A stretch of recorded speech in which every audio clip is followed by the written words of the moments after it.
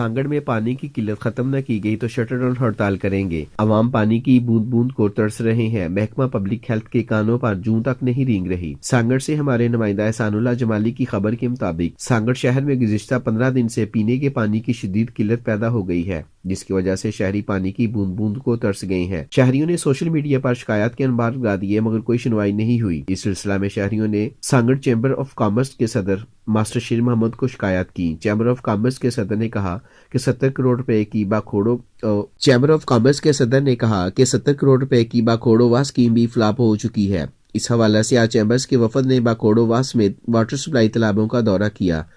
امید ہے کہ آج رات تک پانی کی سپلائی شروع کر دی جائے گی۔ انہوں نے کہا کہ اگر پانی کی سپلائی بحال نہ ہوئی تو پھر شٹر ڈاؤن ہڑتال کریں گے اور باکھوڑو واس اسکیم کے بارے ایم این اے نوید ڈورو سے ملاقات کریں گے تاکہ اس اسکیم کو جلد سے جلد فعال بنایا جا سکے۔